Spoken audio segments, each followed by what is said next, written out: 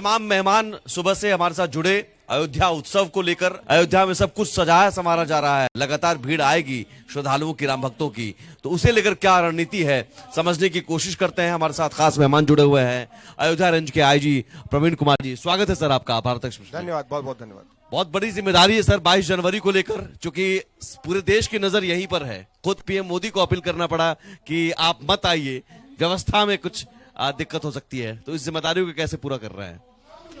एक इतनी लंबी यात्रा के बाद एक भव्य दिव्य कार्यक्रम यहाँ पर हो रहा है, उसके क्रम में लोगों का यहाँ पर आना होगा, तो हम प्रशासन, पुलिस, सबकी एक मिल करके जिम्मेदारी है कि कैसे क्रमशः लोगों को यहाँ स्वागत कर सकें, जो लोग यहाँ पर श्रद्धा और उत्साह के साथ आ सकें, उनका कर सकें, और साथ साथ सुरक्षा और सुविधा के बीच में एक संतुलन का एक मॉडल इनके समक्ष प्रस्तुत कर सकें, जहां पर लोग सुरक्षित भी आ सकें और इनको अधिकतम सुविधाएं प्राप्त हो सकें।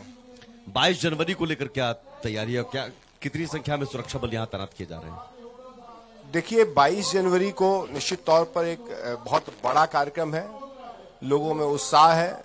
आसपास के लोगों को प्रधान और अन्य लोगों के माध्यम से अपील कर दी गई है कि सभी लोग 23 तारीख उसके ऑनवर्ड्स आएं। हमारे पूरे अवध क्षेत्र में और आसपास के सभी लोगों के माध्यम से माननीय प्रधानमंत्री जी की घोषणा के साथ साथ स्थानीय स्तर पर ग्राम चौकीदार इत्यादि सभी को लगा करके इस बात के लिए अपील की गई है कि 23 तारीख से यहाँ पर भव्य नए जो मंदिर है रामलला का, उसके दर्शन की कार्रवाई होगी। सभी लोग एक उत्साह के साथ आएंगे, कराएंगे। 22 तारीख के कार्यक्रम को लेकर के एक बेहतर ट्रैफिक डायवर्जन हम लोगों ने, मकर संक्रांति से ही 14 तारीख को प्रातः से भारी वाहन इस रूट पर नहीं आएंगे। पूर्वांचल एक्सप्रेस वे दोनों तरफ से है, जहां से उनको डाइवर्ट किया गया है, ताकि यहाँ पर आने वाले श्रद्धालुओं को जो मकर संक्रांति के पर्व पर आएंगे उन्हें कोई असुविधा ना हो। साथ साथ उस पूरे क्षेत्र में सुरक्षा को लेकर के भी एक व्यापक तैयारियां की गए, पर सीसीटीवी कैमरे लगाए गए हैं। साथ साथ हम लोगों ने सुरक्षा का जो हमारा मॉडल है, खास तौर से रेवराइन सिक्योरिटी का, उसे भी हम लोगों ने सुदृढ़ किया है। वहां पर हमारे कंट्रोल रूम भी स्थापित हैं। एक प्रकार से सभी जो हमारे सरयू जो हमारे नाविक गण हैं, वो भी हमारे हैं, अपनी सकारात्मक भूमिका अदा कर रहे हैं। त्रेता युग की अवध नगरी श्रद्धालु कह रहे हैं, और उस त्रेता युग की अवध नगरी में नए रूप में, क्योंकि आपको भी एक नए तरीके से पुलिस को अपनी भूमिका निभानी होगी, या नए थाने, नए चौकियां, नए तरीके से सारी चीजें आपको देखनी होगी। क्या वो नयापन इस बार पुलिस के नजरिए से, सुरक्षा के नजरिए से इस नए वैदिक सिटी को सुरक्षित कैसे रखा जा रहा है? देखिए, अयोध्या वासियों की जनसंख्या के बाद एक लंबी फ्लोटिंग पॉपुलेशन यहाँ पर है, और वो एक प्रकार का सैलाब है विभिन्न अवसरों पर। और एक साल में कम से कम 10 ऐसे अवसर आते हैं जहां पर एक अपार जनसमूह इकट्ठा होता है, और बाकी भी अनवरत नए मंदिर बनने के बाद लोगों की आने की रहेगी। उसके बेसिस पर हम लोगों ने अपने 50 के आसपास ट्रैफिक के लिए पार्किंग के प्लेसेस चिन्हित किए हैं। उसको भी टेक्निकल सॉल्यूशंस दिए जा रहे हैं, ताकि लखनऊ से चल के ही आपको पता चले आगे डिफरेंट स्क्रीन्स के माध्यम से कि कौन कौन सी पार्किंग प्लेसेस अवेलेबल हैं, कौन कौन की पार्किंग प्लेसेस में अभी अवेलेबिलिटी नहीं है। इसी प्रकार से ट्रैफिक डाइवर्जेंस की स्कीम भी हम लोग ऐप्स के माध्यम से और अपनी एलईडी वॉल्स के माध्यम से लोगों को समय समय पर बताते रहेंगे। ये सारी चीजें हम लोगों ने इसको की हुई हैं।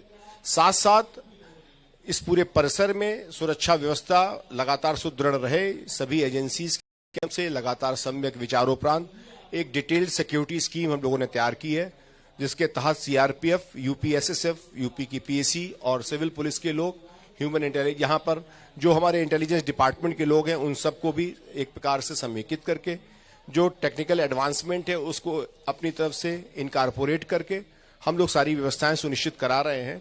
और उसके आसपास के जो क्षेत्र हैं उनमें भी एक अलग अलग माइक्रो सुरक्षा प्लान्स अलग अलग क्षेत्रों के लिए हैं, और उद्देश्य यह है कि यहाँ पर आने वाले हर व्यक्ति हमारे किसी न किसी सुरक्षा रडार से गुजरे, जो लोग यहाँ पर ठहरे उनका सत्यापन लगातार होता रहे, और एक डायनेमिक प्रोसेस से लोग आगे बढ़ते रहे। मैं यहाँ पर अयोध्या वासियों का तहे दिल से धन्यवाद देना चाहूंगा कि विभिन्न अवसरों पर जब ये अयोध्या में निर्माण कार्य चल रहा था, जब लगभग सारी सड़कें टूटी हुई थी, तब भी यहाँ के श्रद्धालु बिना उफ किए हुए यहाँ पर आए हैं भारी संख्या में, और लोगों ने बढ़ चढ़ करके यहाँ पर भीड़ पिछली रामनवमी से लेकर के 14 कोसी परिक्रमा, पंचकोसी परिक्रमा, सभी में प्रशासन और पुलिस का एक सहयोग दिया है। अब भव्य दिव्य रूप अयोध्या एक नए रूप से तैयार है और हम सब लोग अपनी तैयारी के साथ में उनके स्वागत के उत्सुक हैं। हम सभी अयोध्या वासी एक मेजबानी के लिए तैयार हैं और सब लोग मिलकर के प्रशासन और पुलिस के साथ मिलकर के इस कार्यक्रम को सफल बनाएंगे। एक सवाल जब यहाँ रहने को लेकर है, क्योंकि कई श्रद्धालु आना चाहते हैं, 22 के बाद भी आएंगे, बहुत सारे होटल्स बन रहे हैं, लेकिन अब शायद उपलब्धता नहीं है, तो एक पेइंग गेस्ट हाउस या जो जिनके पास मकान है 440 के ऊपर पेइंग गेस्ट हम लोगों ने इसमें चिन्हित किए हैं जी, उन सब में भी सिक्योरिटी फीचर्स का समावेश करना पड़ता है। जहां पर हम सुविधा देते हैं वहां सुरक्षा होनी ही चाहिए, नहीं तो वो सुविधा एक बड़ी असुविधा में बदल जाती है। वो सारी चीजें हमने की है। हमने पहले ही कहा कि सुरक्षा और सुविधा के बीच एक प्रकार का संतुलन कैसे स्थापित हो, ये हम सब की एक चुनौती है और हमने उसको किया हुआ है। लेकिन हमारे लोगों ने बढ़ चढ़ करके जो पेइंग गेस्ट फैसिलिटीज दी हैं, उसके लिए मैं उनका हार्दिक आभार करूंगा कि उन्होंने अपना एक योगदान, पॉजिटिव योगदान अपने अतिथियों के लिए दिया है, राम भक्तों के लिए दिया है। आखिर में राम भक्त आप भी हैं, एक पुलिस कर्मी होने के नाते, पुलिस होने के अलावा एक राम भक्त होने के नाते क्या भाव? भक्ति निश्चित तौर पर हर व्यक्ति अपनी अपनी एक आस्था और श्रद्धा रखता है। पहली भक्ति निश्चित तौर पर एक ऐसे स्थान पर जब आप अपनी ड्यूटी को परफॉर्म करते हैं तो अपने को बड़भागी समझते हैं। निश्चित तौर पे हमारे आरक्षी से लेकर के किसी भी रैंक तक का अधिकारी जिसे पुनीत कार्य मिला है इस जगह की सुरक्षा करने का, वो अपने को भाग्यशाली समझता है।